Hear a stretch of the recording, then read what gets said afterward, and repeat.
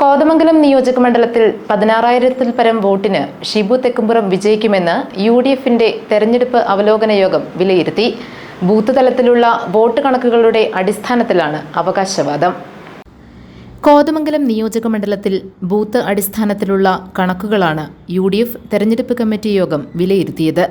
ഇതിലാണ് 16,000 വോട്ടിന്റെ ഭൂരിപക്ഷത്തിൽ ഷിബു തെക്കുംപുറം വിജയിക്കുമെന്ന് കണ്ടെത്തിയിരിക്കുന്നത്. നെല്ലിക്കുഴി പഞ്ചായത്തിലും കുട്ടമ്പുഴ പഞ്ചായത്തിലും 1000-ൽ താഴെ മാത്രം ലീഡും മറ്റിടങ്ങളിൽ മികച്ച ലീഡും ലഭിക്കുമെന്നാണ് കണക്കുകൂട്ടൽ. മുനിസിപ്പാലിറ്റിയിൽ 4,000-ലധികം വോട്ട് ലീഡ് ചെയ്യുമെന്നും കണക്കാക്കിയിട്ടുണ്ട്.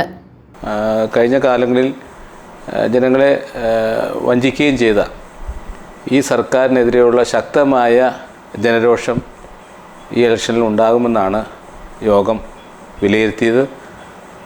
കോതമംഗലം ഇതുവരെ കാണാത്ത നിലയിലുള്ള ചരിത്ര ഭൂരിപക്ഷത്തിന് വിജയിക്കും. എല്ലാ പഞ്ചായത്തുകളിലും UDFന് ഭൂരിപക്ഷം കിട്ടും എന്നാണ് യോഗം വിലയിരുത്തിയിട്ടുള്ളത്.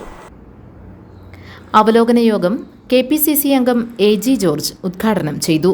ഷമീർ പനക്കൽ അധ്യക്ഷത വഹിച്ചു. Shibu Thekkumpuram, Babu Elias, KP Babu, Boban Jacob, PM Zacharia, AT Paulose, Mathew Joseph, EM Michael തുടങ്ങിയവർ പ്രസംഗിച്ചു. GTV news, Kothamangalam.